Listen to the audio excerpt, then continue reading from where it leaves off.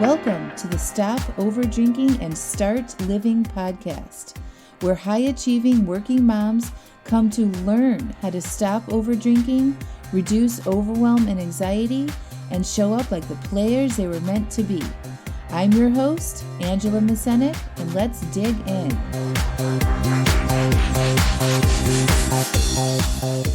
Welcome to episode 61, an interview with client Katherine.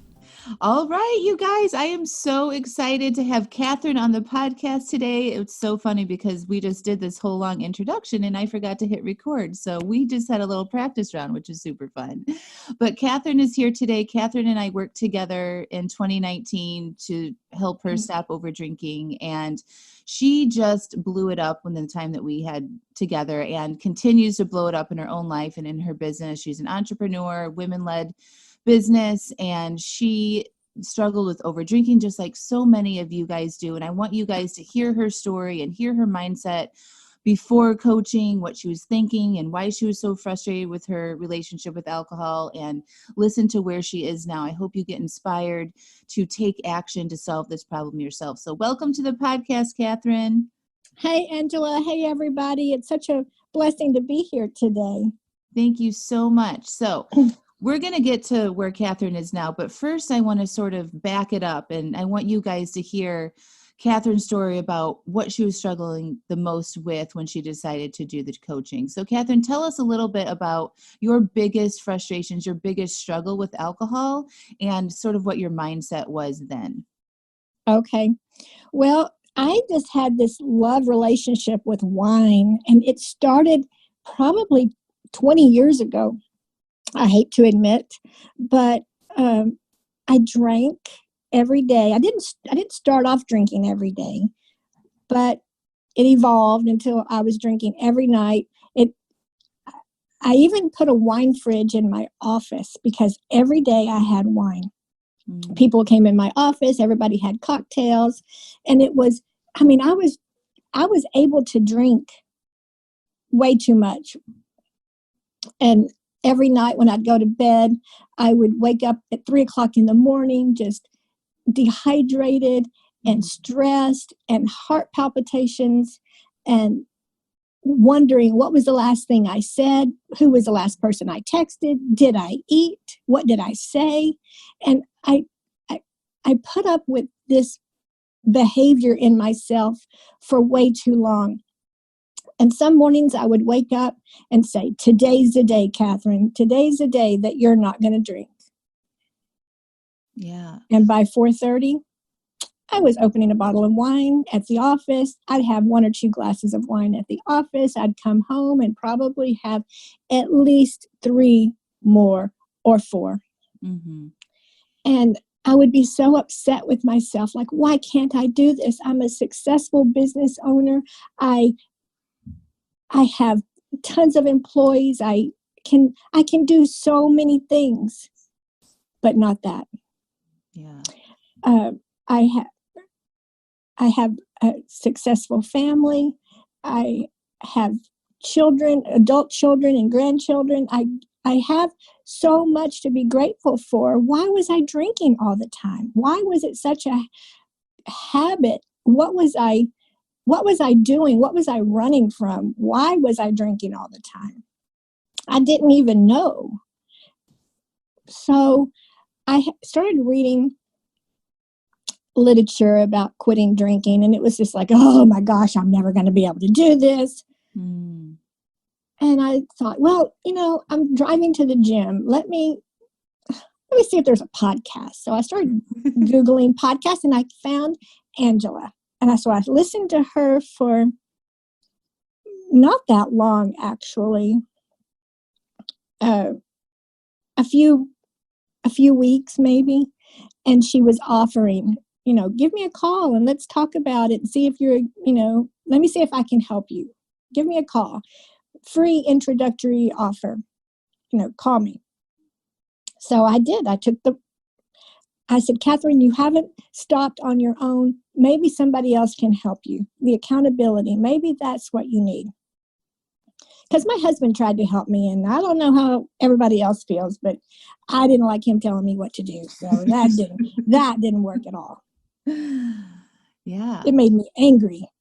Yeah, because you're kind of rebellious, right? Like you don't like to be told what to do. Oh, heavens, no. Yeah, so I want you to, so that's awesome. Thank you for sharing that.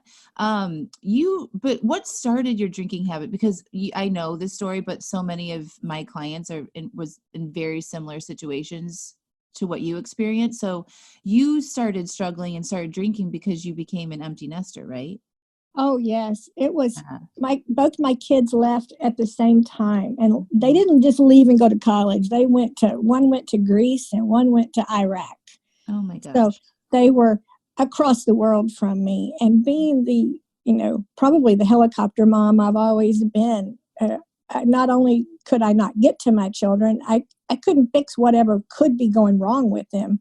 Mm-hmm. So that was incredibly horrible for me. Mm-hmm.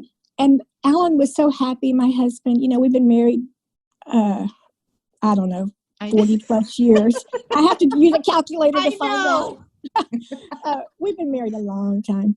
And I would say to Alan, but we can do this. We can do this, right? I mean, we used to be a couple before we had kids. Surely we can be a couple afterwards. And he goes, it's great. We're awesome. Only I didn't feel so awesome. Yeah. I felt lonely. I felt like, what am I going to do with me? Mm-hmm. Yeah, so I want to talk about that for a second, because right now I am just teaching so many people in the podcast, in my private coaching group, and all of my free classes. Like, the reason why we have this issue with over drinking now is because we looked to alcohol to make ourselves feel better. So for you, it was that you were turning alcohol to numb that loneliness, right? Absolutely. Yeah. Yeah. And It when was. you do that over and over again, like at the end of the day, like you're having more extra time now, we don't really know what to do. And your brain's like, ooh, first thought, drink. That'll make us Yes. feel, it's not like you're consciously sitting around thinking, oh, alcohol is going to make me feel less lonely. That's not how we think, right? You're just like, oh, that'll make me feel better. Or, oh, that's something to do. Or that would taste good. Or that'll be fun, right? Like, we don't consciously think we're numbing our emotions, right? Oh, no, you don't even realize you're Right. doing that. But Yeah. it did. It numbed and my husband always told me that I was so good at tuning out. And that's exactly what alcohol did for me. It allowed me to even numb out even more, because I felt like I had to not feel. Otherwise, if I felt, I was going to just feel lonely and sad. Yes. And we think that, like, we're not trained or taught how to feel our feelings, right? Or even understand our own feelings, let Oh, my alone how to goodness. be with them, right? So we think that those feelings are a problem and we try to escape them. That's how we're programmed. We think, our brains think that we're in pain and that we're going to die. So we are motivated to get away from pain. And so if you start drinking in that moment, then you train your brain to seek that alcohol instead of working on your underlying issue, right? I know. 20 Yeah. years almost. Goodness. Yeah. But you know so much more now, which is I great. do. I do. I do. And Yeah. I wished I'd have done it so much sooner, but I realized that maybe, sooner wouldn't have gotten me the results that it got me today. But Yes. I can't look back. You can't change time, but I'm No. just happy to be where I am. Yeah. I'm Yeah. so So tell happy. us a little bit about your initial thoughts when I, offered you to come work with me and coach on this. What was it about that conversation that made you decide to pull the trigger? I was afraid not to in myself, because I felt like, Katherine, you've reached out to this person to see if she could help you stop drinking, because, Lord knows you can't do it on your own. You've tried Mm-hmm. 100 times. I would set these sober clocks on my phone, like today's day one, 4:30. Well, turn it off because today's not day one. Mm-hmm. And I had done that so many times. So whenever I spoke with you, I was determined to make a change in my life. And I thought, this person is going to help me. She's going to hold me accountable. She's going to give me tools that I've never even realized were even available to me. And that's what I learned those 6 months. I am still learning, Mm-hmm. but I didn't even know they were available. So I remember that day and I said, yes, I'm going to. And I was scared, so Mm-hmm. scared to say yes. But I knew I had to say yes to get where I really wanted to go. Yeah. Like you knew then, like you couldn't see it then, but you knew then that you shouldn't let fear hold you back from taking that action. Like you felt scared, but you did it anyway, right? No, I was afraid, but I knew I just needed to move forward, and that Yeah. staying where I was going to eventually kill me because I was just going to drink, myself to death. And I was very high functioning, if that's, I was able to go to work every day and Yeah, run a successful business, but it's going to take its toll eventually. of course. Yeah. Uh, and not only that, but it takes its toll emotionally and as well as physically. Right. Yeah. I mean, when you're not feeling your emotions, that does something to you, right? Like you're just pushing them down, buffering them away. We're meant to feel our feelings, right? I, Like I, they guide us in the direction that we want to go if we know how to engage with them the right way, not push them down and buffer them with food or alcohol. I had a lot of anger. Uh, that was my go-to emotion. The first thing that happened at work, I was angry. The Mm-hmm. first thing that happened with, Alan asking me, honey, you weren't going to drink tonight, anger. I mean, Mm-hmm. my first reaction to most situations was anger and defensiveness. Mm-hmm. And um, in my work with you, Angela, I have learned that I don't have to be angry, and that anger it's like I've had a release valve. Yeah. It's not there anymore. Anyway, Yeah. I really feel like I'm a totally different person. That's awesome. Tell us about your mindset when you first started. After we had that call, you said yes to yourself. You're like, I'm doing this, even though I'm scared. You came, we had that first call. Tell us about that experience. What were you thinking? I was thinking, I was thinking to myself, you have to do this, Katherine. You have to. You have to not fail. Because I even remember telling you, Angela, I am great at saying yes, but my execution in most things suck. Mm-hmm. But every every day I did my homework. I did I did my part. Mm-hmm. I I showed up for the coaching sessions, and every night when I came home from work, even though I'd work at 8 or 9, 10-hour day, I'd come home and I'd sit at the dining room table and I would read my lesson and watch the video and do my writing assignment because I wanted I wanted this more than I wanted to sit down and, oh my gosh, I wanted a glass of wine a Mm-hmm. lot of times, but I wanted this more. I wanted this freedom. That's what it is. It is such freedom for me. And so I came home and I did my homework every night. Yeah, I loved your commitment so much. Like you were so committed to this. You were so dedicated to figuring this out, even when it didn't feel comfortable, right? Yes, it's, and you know what? I want to tell everybody, even if you don't do your homework, I remember when our house was under renovation, Angela, you'll probably remember this. I texted you and I said, Angela, I can't meet with you this week. I've not had a minute's time to sit down and do my homework. And Yeah. I just feel like I can't commit to visiting with you. And Mm-hmm. you said, you know what? That's totally fine if that's really what you want to do. But I want to tell you where your brain is going. Your brain is saying you can't. And if you can't, you won't. And the fact that you're saying I can't meet with you, it was my defeated attitude beginning to show again that Mm-hmm. I wasn't going to succeed. And you said you don't have to do anything to show up. You don't have to do anything for the coaching call. Just show up. Anyway, I said you're exactly right. I was hedging because I felt like I had not done my part, Mm-hmm. but my part really was just showing up. Yeah, you just have to do it no matter what. Like a lot of times, especially now in the group program, I have, videos and workbooks in there too for people to do on their own on a daily basis. And, some people don't do it every day, and it's okay. Like you don't want to beat yourself up about it, but you just want to jump right back in and go. Like don't just take the next action that you can take.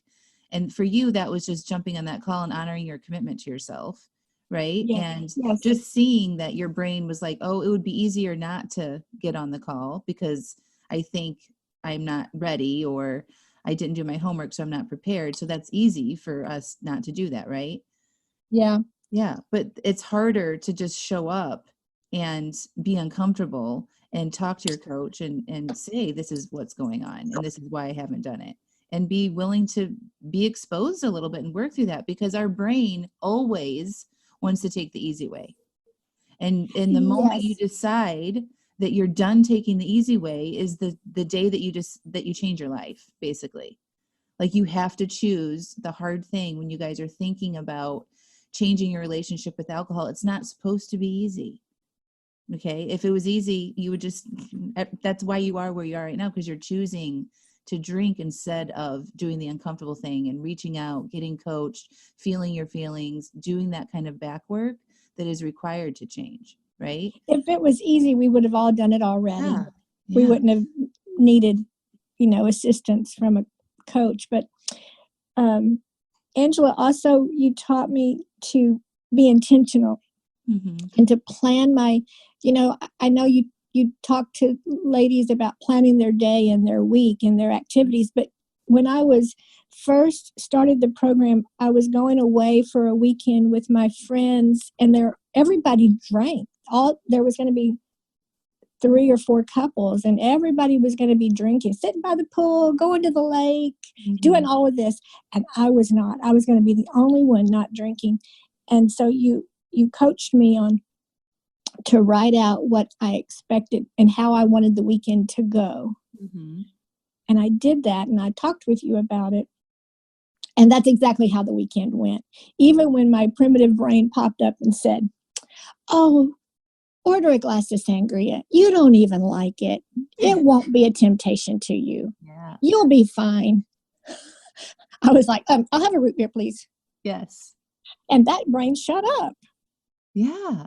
That thought just stopped because I didn't entertain it. Yes. Yeah, because you had on board, you had already managed your mind about the experience that you wanted to have, right? Yes. So I remember that call. I remember you saying that you were scared, right? Like you were nervous. Oh, What I would it was. be like? You were just like, what are people going to say? How am I going to explain this? Like all of that chatter. And that's so Yeah. common when we're starting something new for our brain, again, to make us feel scared so that we retreat back into the cave and do what's comfortable and what we know, right? And that's drinking. So you were, and this is so common with so many of my clients. Like, I'm just coaching somebody recently who was invited to a wine tasting event, and they had planned to do this wine tasting event before she signed up with me. And so now her brain is like, oh my God, how can I go to this wine tasting event and not have any fun? What are they going to think? What am I going to say? Like all of that, right? And all Yes. optional. Like, That, how do you go show up to a wine tasting event without tasting wine? right. Like our brain can't even wrap our head around that. It's so foreign, right? Like we've never done that before. So your brain's like delivering all these thoughts, like how horrible it's going to be. And what that does though, those thoughts create negative feelings for us, right? And our automatic process, our default programming is to comfort ourselves when we feel those negative emotions. So just knowing that that's our default, and that when we feel those negative emotions, like what are we likely to do if we just let that cycle run? Drink. Right? So Yes. we want to think about it in a way that serves us. So what I coach you to do in that moment for you, Katherine, is like think about what you're going to feel and what you want to tell me after this event is over. Like what's the perfect experience for you? What does that look like? Right? Like let your mind go there. And you said something like, I'm going to go, I'm going to have a good time, I'm not going to drink, I'm going to honor my commitment, right? Right. Yeah. And I want, and to be to be on the other side of it and be able to say, I did exactly what I said I was going to do, honoring that commitment to ourselves. And that's probably been one of my biggest lessons, because I would do anything for anybody. I'd show up. If I told my kids I was going to do thus and so, you can bet your bottom dollar I was going to do it. But when I said to myself, you're going to do this for you, it's okay. You don't have to. You're much better here at the house. Don't have to go out. Don't go for a jog. You open that bottle of wine. You'll be fine. So good. That is like the number one problem that most of my clients have too. It's honoring our commitments to ourselves. We do it for everybody else. We do it for work. We do it for family. We do it for our freaking pets. But we don't do it for ourselves for some reason. So learning how to do that and showing up for yourself, even when it doesn't feel comfortable, is the most important work we can do. So you decided to think about that situation like it had already happened, right? Like, I'm going to honor this plan. I'm going to have a good time. It might be a little uncomfortable. I might have an urge, but I can handle that, right? And afterwards, I'm going to feel so amazing. And you practiced thinking that way before you went to the event. Yes, I did. And that has served me in so many areas after that. How am I going to feel after the event? How do I want this event to go? Because there's so many other opportunities in life where we don't know what it's going to be. We think it's going to be uncomfortable. It could be uncomfortable, but how do you want it to go? How do you foresee? How would you like it to play out? I just counseled my daughter on this exact thing for her daughter. How does Julia want her experience to go? Why don't you find out from Julia how she wants her experience to go, to see if, like getting her engaged in thinking about how she really wants this plan to unfold, and not just let it happen willy-nilly. Yeah, our brains just like to worst case scenario all the time. It's our default programming, because when we think negatively, then we're driven to avoid, right? We're not putting ourselves out there and experiencing things, because our negative emotions typically drive us to stay small, right? It's like run the other way, retreat, go back in the cave. That's how we were like developed as humans to survive, right? So our brain's automatic default thinking is usually negative. Then we get a negative feeling, and then we retreat to the safe spot, right? We don't spend any energy. We don't want to experience pain. And then we're going to go inside the cave and get some pleasure. And do whatever you normally do, because that's what's comfortable. Yeah, but the cool part is that you don't have to just listen to your chatter. You don't have to listen to those thoughts. You can just be like, oh, there's a different way I could think about this. What do I want to think? What is the experience I want to have? Instead of just letting your default thinking run the show all the time. That was the huge, for me in my own journey to stop over drinking and to lose weight. It was just like, what? I don't have to think, like my thoughts. Like I just didn't even know, right? I didn't either. I didn't know that I could overcome my own thoughts and plant new thoughts where those were. Yeah. It's so awesome. But you know what, Angela? I've had so many other benefits that all I wanted to do was stop drinking. Right. That was my goal.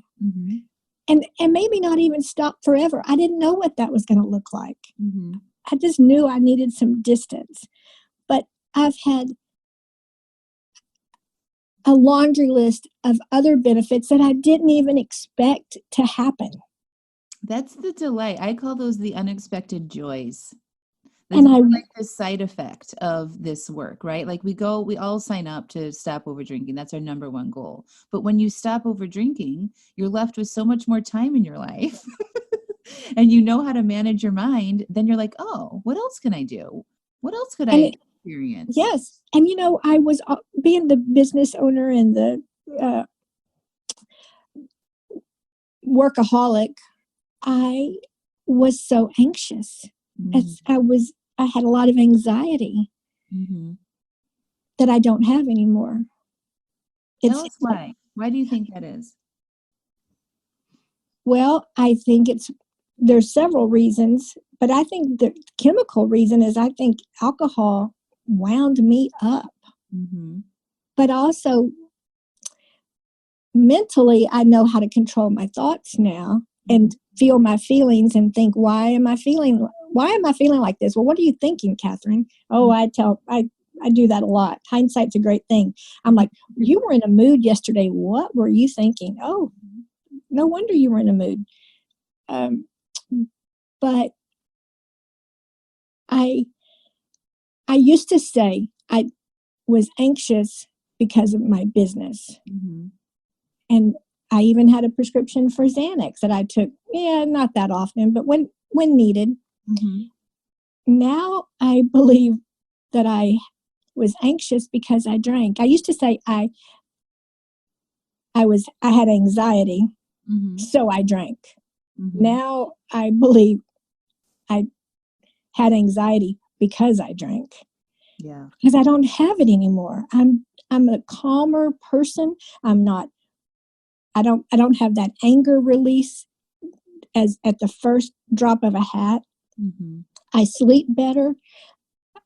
I can be aware of what my thoughts are. And that was such a hard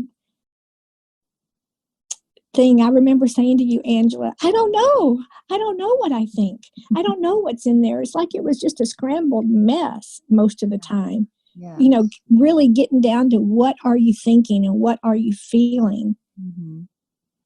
I guess being honest and really looking at things as how they are rather than how you wanted them to be or how your perception. So besides sleep and lack of anxiety, calmer. I read more. I'm developing new business models. The list is just, it goes on. Yeah, it's amazing. I mean, there's just so much available to us. And like once you learn how to manage your mind and how to feel your feelings, you use the same process to do anything else, to grow your business, to improve your relationships. I mean, you worked a lot on your relationships, right? Yes. Like the same type of work to learn how to stop over drinking can be applied to every area in your life. And it never ends. Like you just always want to do more after this problem is solved. So It's a very exciting time for me because I feel like I can just do anything I want. Anything that I set my mind to, I can do. Katherine, tell us how old you are. I am going to be 66 in July. Do you know how amazing that is to make such big life changes? After you've done the same thing for decades? Decades. I really like talk about that for a second. You just changed your life at 65 years old. I know. And that's why I was saying earlier, I wished I'd have done it 20 years ago. But you know what? I'm just grateful to be where I am today. And, doesn't matter how long you have left on this earth, make it the best life you can have, your best relationships you can have, enjoy it within yourself. I couldn't be happier with where I am today at 65 years old. And I so many times in the past, every day was like, Katherine, why can't you stop drinking? Why do you drink every day? Why do you get up every morning with regret for the night before? And, regret was just drinking until I fell asleep or it was just, it wasn't it's not like you were out doing anything crazy, right? You were just at home, you would come home from work after having a couple drinks and then you just drink until you went to sleep. Like it wasn't like you're, out with DUIs or, fighting with people or anything like that. But you didn't like the way that was making you feel, right? No. And you know what is so exciting? This is such a little thing, but being able to go to the ball game with the kids and the grandkids and drive home because you're not drinking. Because usually when you go to the ball games, you're just there, at the bar. Yeah. That is exciting. Yeah. So exciting. So fun. It's liberating. It's total freedom. You never have to worry about it. That's how I feel. It's like I have so much space in my brain, now that wine used to take it up. What restaurant are we going to go to? Well, let me think. What restaurants have the wine that I like? Well, no, I don't want to go to brunch unless they have mimosas. I mean, it consumed so much brain energy. Yeah, it really does. It's just a big distraction from us taking and living our lives the way that we want to live them. That's all it is. So you decided, when we first started working together, that you just wanted to take a break for the original 8 weeks, right? That we worked together Yes. initially. And then you got to the end of that 8 weeks. And what was your decision there about drinking and what you wanted to do going forward? My decision after the 8 weeks was I've made too much strides to start drinking again now.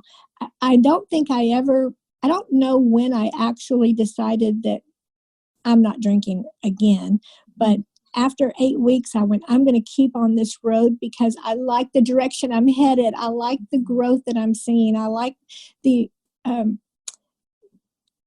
person that I'm becoming. So I didn't want to go back. I didn't want wine to become my go-to anymore. So I stayed on that. I just stayed, not drinking. And now I just can't even imagine going back to that previous life. Yeah. So have you made a declaration that you're not drinking anymore? Or do you say that about yourself? Oh, yes. I say I'm not drinking anymore.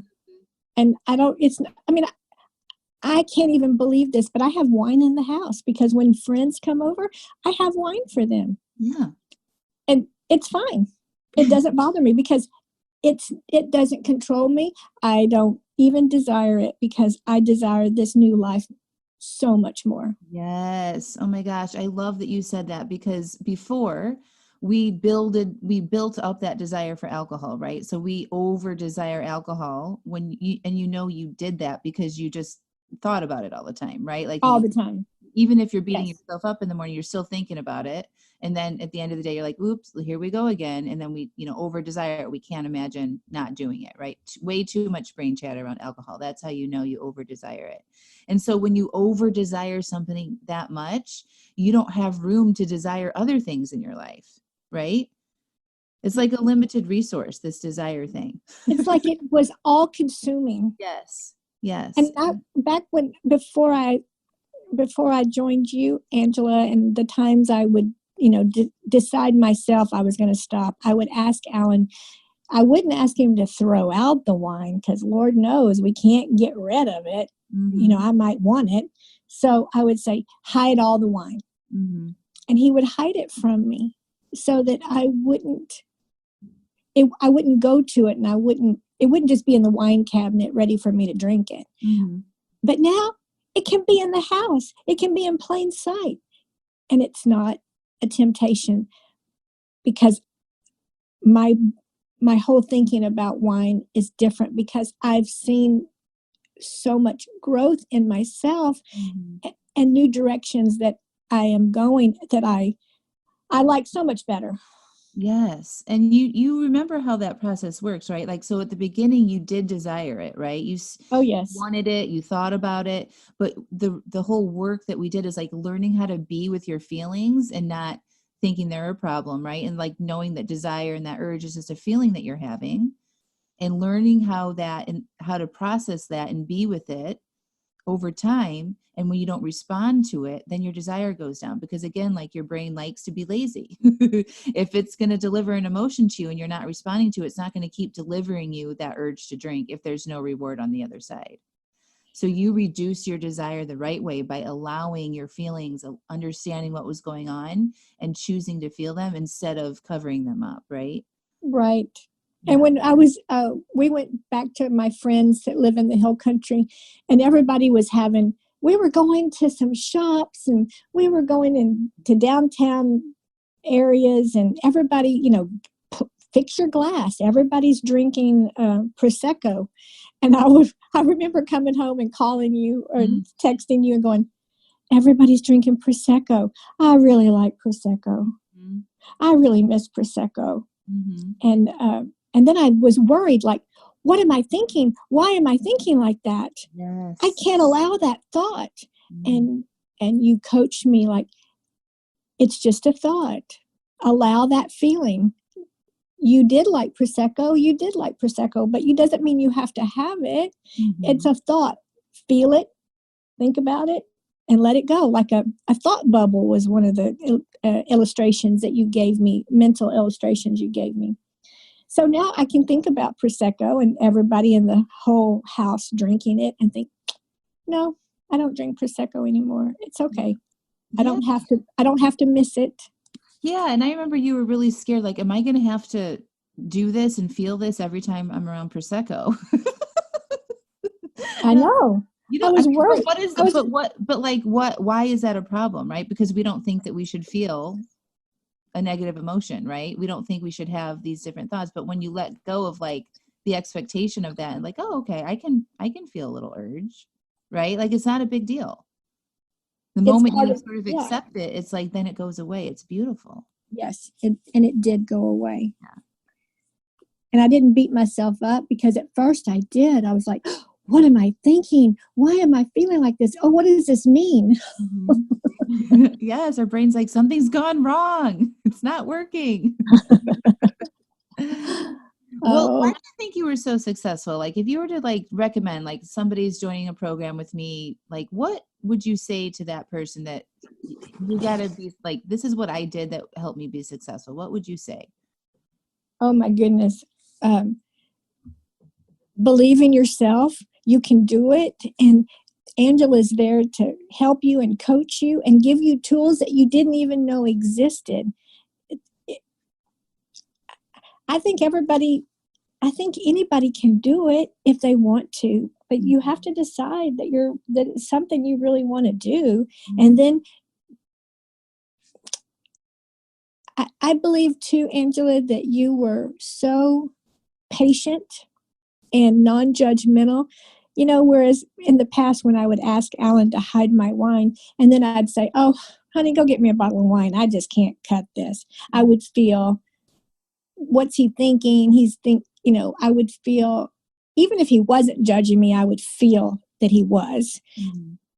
Anyway, I never felt any judgment from you. I felt like you were always there to encourage me and coach me and help me take the next step, whatever that next step was. Yeah. I mean, I can't be judgmental, right? Because that just teaches you to be judgmental about yourself, and judging yourself and beating yourself up about what you did or didn't do feels bad, right? Yeah, it sure does. When we have a negative emotion, we tend to, our actions are driven by our feelings. So if we're feeling bad about ourselves, our actions from that place aren't going to be supportive of our goals. They just don't. We like to retreat into the cave and buffer more with food or alcohol or whatever. And it doesn't serve us at all. So we like to approach it, and I like to approach my coaching just like curiosity, like, tell me more. Why do you think that? Right? Like totally non-judgment. And then you can learn how to talk to yourself that way that serves you, right? Like learning, that's one of the big tools, right, Katherine, is like learning how to coach yourself during this process. It's huge, right? You can take that forever for the rest of your life now. Yes, for sure. And learning to coach yourself. Sometimes I'm better the day after than in the middle of it, because sometimes in the middle of something I may not be able to really see clearly, but I love my journaling time every morning. I'm reflective of the day before and what my intentions are for, the day ahead. But having those tools to coach yourself, like, this is what I'm seeing, this is what the circumstance is, and, all the intentional and the unintentional thought models has really helped me. It's something I continue to use weekly. Yeah. So tell us like what your morning routine looks like now. I get up early, and ladies, it's not as hard as it used to be, because Angela used to spend a lot of time talking with me about, you can do it. Just get up. Don't negotiate it with yourself. But now I get up between 4:30 and 5. I come in my room with a cup of coffee. I do my journaling. I listen to a podcast. I set my intentions for the day. I have just joined a Pilates group, so I'm going to Pilates 3 times a week. And my goal is to run a 5K. So I'm going to start today training for that. And then I shower and I go to work. And I'm intentional about my day. I'm intentional about when I leave work so I can come home and go to bed, see Alan, and then go to bed early enough to get up and start it over the next day. And I'm just excited because I can, and I do, and I can accomplish anything I set my mind to. So amazing. And listen, everybody who's listening to this episode, it took Katherine a while to establish this morning routine. This does not happen overnight, right? Oh, no. She was very long suffering with me in that area. It's like, how many times do we have to talk about me getting up out of bed? I'm like, as many times as it takes. I know. I felt Right? like I was just wasting my time with you But because it I'm like, wasn't. It's I, just you. It's I just, should be doing more things talking with Angela than getting out of bed. isn't it crazy that it was easier to stop over drinking than it was for you to get out of bed in the morning? Oh my gosh. And now I long for it. I can't wait. I even do it on the weekends. I don't get up at 5:30 on the weekends, but when I get up, I get a cup of coffee and I come in my room and I sit and journal and am reflective and intentional. Yes, it's the best thing that you can do. If you want to do new things, you want to support your non-drinking life, or, even if people are just, having occasional glasses of wine or whatever, the mind management, like, we have to manage our minds, right? Our minds are supposed, like, our thoughts in our brain are supposed to be processed. They're not supposed to be stored. Like, we're not a storage unit. Right? Our brain is a tool that, if we know how to use it the right way, we can literally accomplish anything we want. It's the most powerful tool on this earth. Like, it's created everything that we have in our lives, right? And so we have to learn how to manage it, and that takes a daily practice of uncovering and emptying out what our thoughts are, and then putting thoughts back in intentionally that serve us to where we want to go. And that's what I'm learning to do, and being intentional every day. And because I do it, I can even help my children and my grandchildren when I pick them up at school and I hear a story, and I talk to my 11-year-old granddaughter about being intentional and what her thoughts are. And it's very exciting. The impact that it has, your work on yourself, and it's not selfish. So many women think that, oh my gosh, if they dedicate this time or this money to themselves, it's taking away from other people, right? It's not. It supports your entire ecosystem of your family life. And It does. It overflows. Your work on this, and you learning how to feel, and you managing your mind, it has a ripple effect to everyone that's around you. It's like the best thing that you could do for your family. And my husband, he tells me all the time how he goes, I was bragging on you today. I was bragging on you, telling somebody, what all you've accomplished in the last few months since you quit drinking. And he's just really proud of me. And I see I have impact where I thought I was just doing this to quit drinking. Right. The impact, like the side effect. This is just one of those beautiful side effects of this work, right? Is like the impact that it has in other people's lives. So that's why I'm so passionate about it, because when I can help one person change their life, it really does change the world. Because it does. What your daughter and your granddaughter and their kids, like them learning from you in this way, is going to change their life, right? They're going to think about things differently. They're going to make better decisions, right? They're going to learn how to feel instead of avoid. Like, all of that is just, we don't even know the impact that this work has. And it's just a cool thing to think about it like that. It's awesome. Yeah. I couldn't be more happy. I really couldn't. You're the best. Do you have anything else you want to add? Did we cover everything? I would tell everybody that it's the best decision you ever made in your life, because you're going to learn things about yourself that you didn't even know, and it's going to give you tools to grow to be the best person that you could ever be. And I really believe that. That is awesome. I believe it's the best. I mean, coaching for me changed my life too. It was the best decision. And I feel a little guilty saying that. Like, I love the decision to have my kids and get married to my husband, but really the decision to work on myself and solve my over drinking and hire a coach to learn this stuff changed my entire life. So then it changed my family's life, right? So I still think it was the best decision too. And I continue to invest in coaching and my mind, because I know, like, when I invest into my mind, I can guarantee the outcome. It's so cool. Better than the stock market. Yes, and just like you said, when we invest in ourselves, we're going to invest in other people, because we're the tools that we're learning, new tools that we have, we're going to be able to share. Yeah. So good. Thank you so much.